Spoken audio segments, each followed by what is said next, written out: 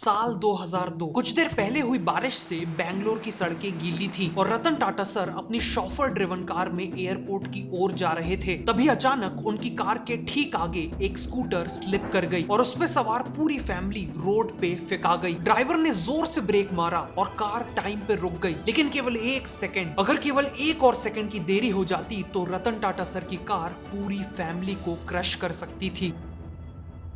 उस दिन उन्हें रियलाइज हुआ कि इंडियन रोड्स पे हर दिन करोड़ों लोग इसी तरह से टू व्हीलर्स में ट्रैवल करते हैं और इसी तरह अपनी जान को जोखिम में डालते हैं। इसीलिए उन्होंने ठान लिया कि वो इन फैमिलीज के लिए कुछ करेंगे। रतन टाटा सर क्वालिफिकेशन से एक आर्किटेक्ट थे, मतलब वो स्केचेस बनाने में माहिर थे। इसीलिए वो अपने आइडियाज को स्केच करने लगे। सबसे पहले उन्होंने बनाई एक स्कूटर जिसमें पीछे 2 पहिए लगे हुए थे, फिर एक स्कूटर जिसमें प्रोटेक्टिव केज लगा हुआ था और फिर बनाई बिना किसी डोर, बिना किसी विंडोज वाली एक 4 व्हीलर बगी। बट फाइनली उन्होंने डिसाइड किया कि वो एक प्रॉपर कार ही बनाएंगे, एक ऐसी स्मॉल साइज कार जो भारतीय आम आदमी को सेफ, अफोर्डेबल और ऑल वेदर ट्रांसपोर्टेशन प्रोवाइड कर सकेगी। हिस्टोरिकली भी ऐसी छोटी और अफोर्डेबल कार्स काफी सक्सेसफुल रही थी। जैसे जब वर्ल्ड वॉर 2 के बाद जर्मनी में गरीबी थी, तब वहां अफोर्डेबल फोक्सवैगन बीटल करोड़ों जर्मन्स की पहली कार बनी। यही काम 1950s में इटली में फिएट 500 ने किया और ब्रिटेन में ओरिजिनल मिनी ने। इसीलिए 2002 में टाटा मोटर्स ने पुणे में एक छोटी सी टीम असेंबल की और इस प्रोजेक्ट पे काम शुरू कर दिया।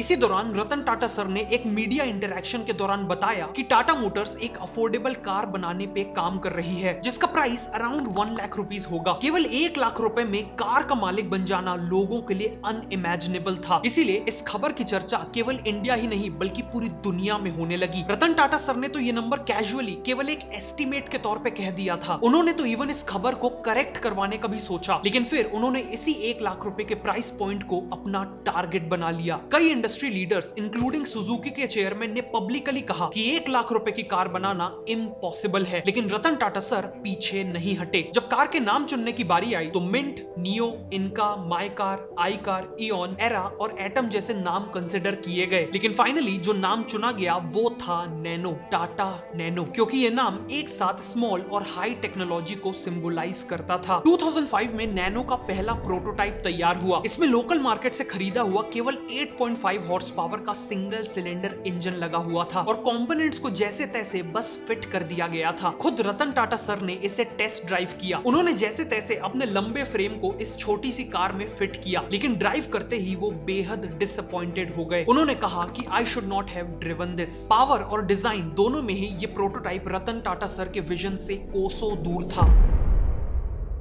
लेकिन टीम ने फीडबैक को पॉजिटिवली लिया और काम पे लग गए। इससे पहले सभी कार्स में 4 या 6 सिलेंडर्स वाला इंजन लगा होता था। 2 सिलेंडर इंजन जनरली केवल 2 व्हीलर्स या ऑटो रिक्शाज में होता था, लेकिन टाटा मोटर्स ऑटोमोबाइल हिस्ट्री की पहली कंपनी बन गई जिसने एक कार के लिए सक्सेसफुली 624 सीसी का 2 सिलेंडर इंजन बना डाला। केवल नैनो का ये इंजन और ट्रांसमिशन सिस्टम इतना इनोवेटिव था कि इसने 34 नए पेटेंट्स जनरेट किए। कई स्केचेस के बाद जब नैनो का एक डिजाइन फाइनल होने ही वाला था, तब रतन टाटा सर को कार का फेस काफी फ्लैट लगा, जैसे किसी ने सामने से उसे स्लाइस कर दिया हो। उन्होंने डायरेक्शन दिया फेस को केवल 50 मिलीमीटर से एक्सटेंड करने का और इसी एक्स्ट्रा 50 मिलीमीटर से नैनो को उसका यूनिक लुक मिला। ऑल्सो जनरली कार्स में इंजन आगे की ओर लगाया जाता है, जिस कारण पीछे के पहियों तक पावर पहुंचाने के लिए एक लंबे ड्राइव शाफ्ट की जरूरत पड़ती है, लेकिन टाटा मोटर्स ने नैनो में इंजन को पीछे लगा दिया, जिससे लंबे ड्राइव शाफ्ट की नीड खत्म हुई और काफी कॉस्टिंग बच गई। इंजन पीछे होने से कार की केबिन स्पेस भी बढ़ गई। इनफैक्ट नैनो की केबिन स्पेस मारुति 800 से 21% ज्यादा थी। फाइनली एक टिपिकल कार की बॉडी में 2 लेयर्स होती हैं। पहली शैशीज जो बिल्कुल ह्यूमन स्केलेटन की तरह कार को स्ट्रक्चर देती है और उसके ऊपर आउटर पैनल्स जो कार को अच्छा दिखाते हैं। लेकिन टाटा मोटर्स ने मोटरसाइकिल्स की बॉडी को स्टडी किया जिसमें एक ही लेयर शासीज और आउटर पैनल्स का काम करती है और फिर इन्होंने नैनो की बॉडी भी सिंगल लेयर से बना डाली। कॉस्ट कम करने के लिए तो इन्होंने ये तक सोचा था कि नैनो में केवल 2 डोर्स होंगे और बैक सीट में जाने के लिए आगे वाली सीट फोल्ड होगी, लेकिन फाइनली 4 डोर्स ही दिए गए। ऑटोमोबाइल इंडस्ट्री में जनरली कार्स को पहले डिजाइन किया जाता है और फिर उसका प्राइस डिसाइड किया जाता है, लेकिन नैनो के केस में टाटा मोटर्स ने design to cost methodology use की। बेसिकली 1 लाख रुपए का प्राइस सेट कर दिया और उसके बाद हर कंपोनेंट, मटेरियल और फीचर उसी हिसाब से चुना।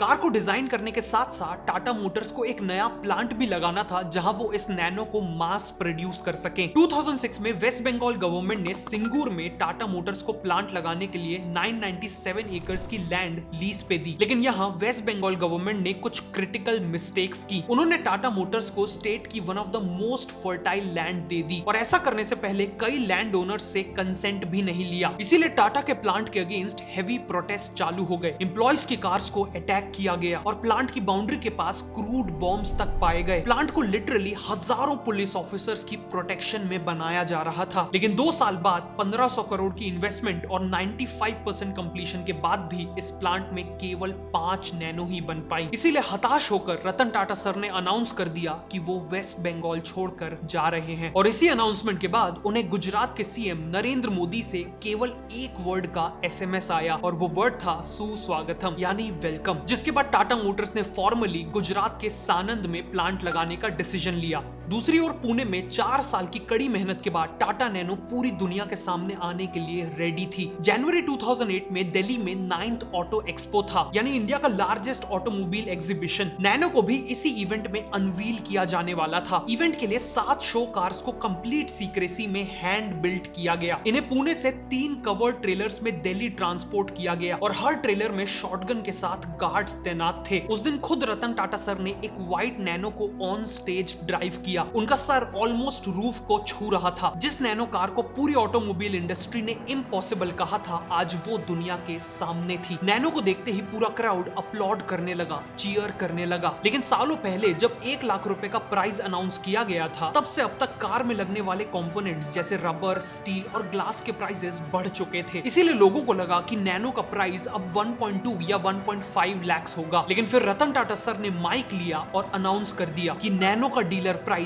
अभी भी 1 लाख रुपए होगा, क्योंकि a promise is a promise. Crizal ने प्रोजेक्ट किया कि नैनो के लॉन्च के बाद इंडिया की ऑटोमोबाइल इंडस्ट्री 65% से एक्सपैंड कर जाएगी और ग्लोबल मीडिया ने नैनो को रिवॉल्यूशनरी कहा। जब 1 साल बाद 2009 में नैनो का कमर्शियल लॉन्च हुआ तो हाइप अनबिलीवेबल थी। एप्लीकेशन फॉर्म्स को पूरे इंडिया में Tata dealership, SBI branches, west side और क्रोमा स्टोर जैसी 30,000 लोकेशन से ऑफर किया गया। केवल 17 दिनों में 2 लाख से ज्यादा बुकिंग्स हो गई और टाटा मोटर्स की वेबसाइट पे 3 करोड़ विजिट्स आए। ऐसा लगा कि नैनो ने इंडियन ऑटोमोबाइल इंडस्ट्री को डिसरप्ट कर दिया है। लेकिन उस समय किसी को अंदाजा तक नहीं था कि आगे चल के इसी नैनो की कहानी कितनी ट्रैजिक होने वाली है।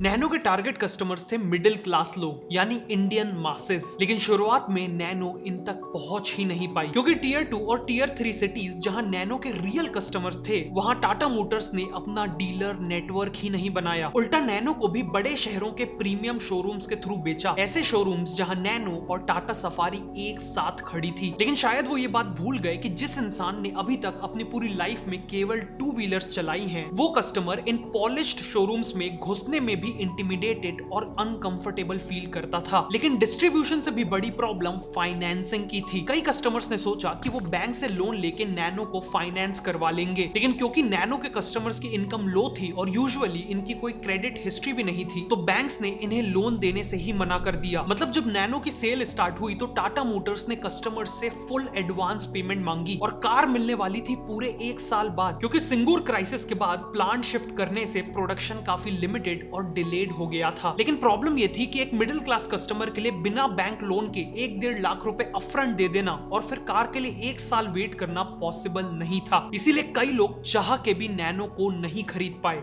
बेसिकली टाटा ने नैनो को खरीद पाना ही इनकन्वीनियंट बना दिया। इनफैक्ट इंडिया के कई बिजनेसमैन ये गलती करते हैं, वो कस्टमर के बाइंग एक्सपीरियंस को इंपॉर्टेंस ही नहीं देते। जब कस्टमर कोटेशन मांगता है तो उन्हें हैंड रिटन कोटेशन दे दिया जाता है, जो काफी अनप्रोफेशनल लगता है। लेकिन ओडो के सेल्स ऐप को यूज करके आप ऐसे प्रोफेशनल कोटेशंस बना सकते हैं जो ना केवल कस्टमर को इंप्रेस करेगा बल्कि सेल क्लोज होने के चांसेस भी कई गुना बढ़ा देगा, क्योंकि इन कोटेशंस में product images, description, pricing, discounts और टैक्सेस क्लियरली मेंशन्ड होते हैं। प्लस आपके कस्टमर्स ऑनलाइन ही इस कोटेशन पे फीडबैक दे सकते हैं और इवन ऑनलाइन पेमेंट भी कर सकते हैं। ओडो के सेल्स ऐप में एज अ बिजनेस ओनर आपको एक ही डैशबोर्ड में दिख जाएगा कि आपने किसको कोट्स भेजे हैं, कितना समय हुआ है वगैरह, ताकि आप उनसे फॉलो फॉलो अप कर सके, डील क्लोज करने के लिए डिस्काउंट्स या ऑफर्स दे सके या अपसेल कर सके। एडिशनली ये ऐप सभी मेट्रिक्स को ऑटोमेटिकली ट्रैक करके डिटेल्ड रिपोर्ट्स जनरेट करता है, सेल्स क्लोज होने पर ऑटोमेटिकली इनवॉइस जनरेट कर देता है और आप इसका यूज करके प्रमोशंस, लॉयल्टी प्रोग्राम्स और गिफ्ट कार्ड्स भी जनरेट कर सकते हैं। बेसिकली वो सभी चीजें जो पहले केवल बड़ी ब्रांड्स किया करती थी। The best part is that Odoo का फर्स्ट ऐप लाइफ टाइम के लिए फ्री है, तो अभी साइन अप करिए, लिंक नीचे डिस्क्रिप्शन और पिन कमेंट में है। लेकिन जिन लोगों ने नैनो को खरीदा भी उनका एक्सपीरियंस कुछ अच्छा नहीं था। मार्च 2010 में मुंबई के सतीश सावंत ने एक brand new silver nano purchase की और वो अपनी वाइफ और 5 साल के बेटे के साथ कार को शोरूम से घर ले जा रहे थे। लेकिन केवल 45 मिनट्स की ड्राइव के बाद ही कार में भयानक आग लग गई। फैमिली तो बच गई, लेकिन चारों तरफ इस जलती हुई नैनो की डरा देने वाली फोटोज वायरल हो गई, जिसमें अभी भी शगुन की माला लगी हुई थी।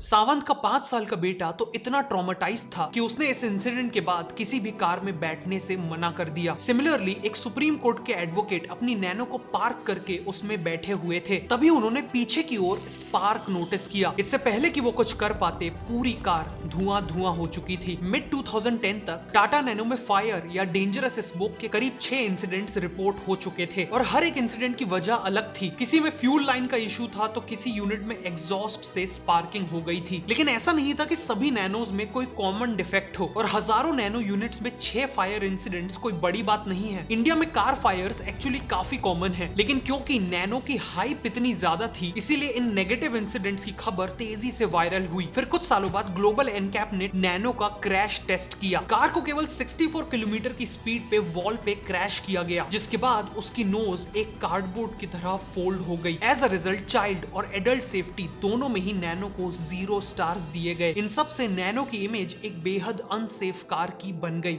अब इंडियन कस्टमर्स तो एक बार सेफ्टी को फिर भी इग्नोर कर देते, लेकिन उससे पहले ही उन्हें रियलाइज हो गया कि जब आप एक नैनो खरीदते हो तो आप एक कार नहीं बल्कि एक कॉम्प्रोमाइज खरीद रहे हो। एक car with no AC, no stereo, no power steering, no power windows and no airbags, single wiper and single side mirror. Fuel cap bonnet के नीचे था ताकि सेपरेट फ्यूल डोर मैकेनिज्म का खर्चा बचे। टायर्स में 4 की जगह 3 बोल्ट्स थे। बम्पर्स अनपेंटेड प्लास्टिक के थे और कार की बूट पीछे वाली सीट के नीचे थी। इंजन ऑटो रिक्शा की तरह आवाज करता था। इंटीरियर का प्लास्टिक चीप फील होता था और स्पीड और एक्सेलरेशन इतना वीक कि हाईवे में ओवरटेक करना एक बुरे सपने जैसा था। फ्यूल टैंक केवल 15 लीटर्स का था, मतलब इंटरसिटी ट्रैवल करते वक्त कई बार फ्यूल भरवाना पड़ता था। बेसिकली कॉस्ट को कम रखने के लिए नैनो के हर एक फीचर में कॉम्प्रोमाइज किया गया था। जहां तक लुक्स की बात है तो क्रिटिक्स ने इसे covered auto rickshaw, toy car और एक गोल्फ कार्ट विद डोर्स बुलाना चालू कर दिया। ब्लूमबर्ग ने इसे पिछले 50 साल की 50 सबसे अगलीस्ट कार की लिस्ट में शामिल कर दिया।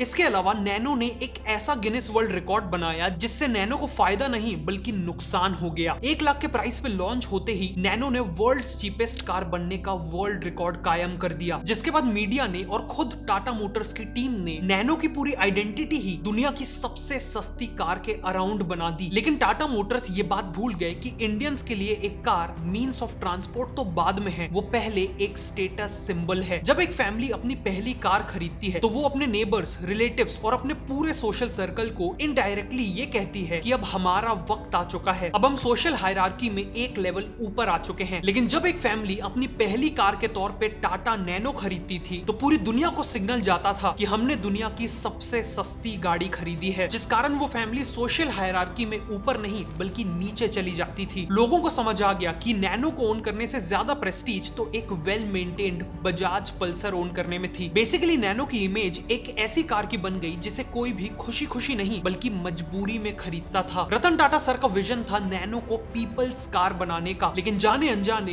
ये पुअर मैन्स कार बन गई। उन्होंने खुद एक स्पीच में कहा कि पब्लिक ने और इवन उनकी कंपनी ने नैनो को चीपेस्ट कार का टैग दे दिया और ये बात काफी अनफॉर्चुनेट है। वहीं दूसरी ओर मारुति 800, ओरिजिनल मिनी और फोक्सवैगन बीटल, इन सभी ने कभी भी चीपनेस नहीं बेची बल्कि एक्सेसिबिलिटी और अफोर्डेबिलिटी बेची। इसीलिए ये सभी मैसिवली सक्सेसफुल रही। इससे पहले कि टाटा मोटर्स नैनो की पोजीशनिंग प्रॉब्लम को सॉल्व करने का सोचता, सेकंड हैंड कार मार्केट में कुछ ऐसा हुआ जिसने उन्हें कंप्लीटली शॉक कर दिया। नैनो की अनाउंसमेंट होते ही पूरे देश भर में यूज्ड कार के डीलर्स ने प्राइसेस को अप टू 30% तक स्लैश कर दिया। कस्टमर्स के सामने अब दो चॉइसेस थी। पहली चॉइस नैनो यानी वर्ल्ड्स चीपेस्ट कार, और दूसरी ओर उसी प्राइस में सेकंड हैंड ऑल्टो और वैगनार जैसी रेप्यूटेड कार्स। इसीलिए ज्यादातर कस्टमर्स ने दूसरा ऑप्शन ही चुना। वहीं दूसरी ओर वो टू व्हीलर कंपनीज थी जिनके कस्टमर्स को टाटा मोटर्स एक कार में शिफ्ट करना चाहता था। लेकिन नैनो के लॉन्च के बावजूद होंडा, बजाज और हीरो जैसी कंपनीज की सेल्स लगातार बढ़ रही थी, क्योंकि जहां नैनो 25 किलोमीटर पर लीटर का माइलेज देती थी, वहीं एक टू व्हीलर का माइलेज ऑलमोस्ट डबल था। प्लस टू व्हीलर के लिए ज्यादा पार्किंग स्पेस की जरूरत नहीं थी, मेंटेनेंस कॉस्ट भी कम थी, और इन बाइक्स या स्कूटर्स के साथ चीपेस्ट का टैग भी नहीं था। टाटा मोटर्स को लगा कि लोग टू व्हीलर से कार में केवल इसलिए शिफ्ट नहीं हो रहे क्योंकि एक कार का प्राइस बहुत ज्यादा है, लेकिन एक कार पे शिफ्ट ना होने का उससे भी बड़ा कारण ये था कि एक कार को चलाना, उसे मेंटेन करना एक टू व्हीलर के कंपैरिजन में बहुत ज्यादा था। इसीलिए कस्टमर्स ने अभी भी टू व्हीलर्स को ही चुना। अब तक टाटा मोटर्स को समझ आ चुका था कि ब्रांडिंग और पोजीशनिंग में उनसे बहुत बड़ी गलती हो चुकी है। इसीलिए उन्होंने सबसे पहले 2010 से 2012 तक मास मीडिया कैंपेन्स चला के नैनो को एक एस्पिरेशनल कार की तरह पोजीशन किया। Left side mirror, better seats और नए कलर्स ऐड किए। फिर 2013 में इन्होंने सेलिब्रेट ऑसमनेस कैंपेन लाया। 90 सेकंड्स की इस म्यूजिक वीडियो में सेलिब्रेट यूनेस और सेलिब्रेट किक-एसनेस जैसी टैगलाइंस यूज करके नैनो को यूथ कार की तरह पोजीशन किया। फिर 2014 में नैनो ट्विस्ट लॉन्च हुई, जिसमें पावर स्टीयरिंग और बेटर इंस्ट्रूमेंट क्लस्टर जैसे मिसिंग फीचर्स ऐड किए गए और इसे एक स्मार्ट सिटी कार बताया गया। और फाइनली 2015 में लॉन्च हुई जेन एक्स नैनो, जो अब तक का सबसे बड़ा अपग्रेड था। इसमें automated transmission, dedicated boot space और बिगर फ्यूल टैंक लाया गया। स्पोर्ट्स मोड, बेटर हेडलैम्प्स और अपग्रेडेड इंटीरियर्स भी ऐड हुए। लेकिन अनफॉर्चुनेटली लोगों के मन में नैनो का मतलब गरीब की गाड़ी इतना डीपली बैठ चुका था कि अब कितने भी बेटर फीचर्स, कितनी भी बेटर मार्केटिंग उन पर कोई असर नहीं कर रही थी। ऊपर से नैनो में ये सारे इंप्रूवमेंट्स फ्री में नहीं हुए थे। बेहतर फीचर्स के साथ साथ अब उसका प्राइस भी बढ़ चुका था। जैसे नैनो ट्विस्ट का लॉन्च प्राइस 2.36 लाख था, मारुति ऑल्टो 800 से ऑलमोस्ट इक्वल। लेकिन ऑल्टो 800 दे रही थी बिगर इंजन, रिलायबिलिटी का track record, nation wide service network और सबसे इंपॉर्टेंट बेटर प्रेस्टीज। इसके अलावा नैनो को देख के एंट्री लेवल कार सेगमेंट में Hyundai ने अपनी इओन और डटसन ने अपनी डटसन गो लॉन्च कर दी। इन्होंने पेशेंटली नैनो की गलतियों को ऑब्जर्व किया और फिर उन गलतियों को ना रिपीट करके नैनो को ही बीट कर दिया। फिर 2016 में तो टाटा मोटर्स ने खुद एक ऐसी कार लॉन्च कर दी जिसने नैनो को ऑलमोस्ट किल कर दिया, और वो कार थी टाटा टिएगो। 3.2 लाख रुपीस की ये कार एक प्रॉपर मॉडर्न हैचबैक थी विद सुपीरियर फीचर्स, सेफ्टी और स्टाइलिंग। जो कुछ भी नैनो में गलत हुआ था, टाटा ने वो सब टिएगो में सही कर दिया था, और इसके लॉन्च होते ही नैनो की सेल्स और भी ज्यादा क्रैश कर गई। जिस नैनो को टाटा मोटर्स ने करोड़ों इंडियंस के लिए बनाया था, सैडली उसी नैनो की पूरी लाइफ टाइम में 3 लाख यूनिट्स भी नहीं बिक पाए, और अपनी लाइफ के आखिरी महीने फरवरी 2019 में एक नैनो बिकी, सिर्फ एक। 2008 में जिस नैनो को खुद रतन टाटा सर ने हजारों की भीड़ और ग्लोबल मीडिया अटेंशन के बीच लॉन्च किया था, 10 साल बाद उसी नैनो को डिसकंटिन्यू करते वक्त ना ही कोई फेयरवेल एडवर्टीजमेंट हुई और ना ही कोई press conference. Ratan Tata sir की ड्रीम कार को सिंपली और साइलेंटली बस बनाना बंद कर दिया गया। अगर आपको यह वीडियो अच्छी लगी तो मैं रिकमेंड करूंगा कि आप नेक्स्ट इस वीडियो को देखें।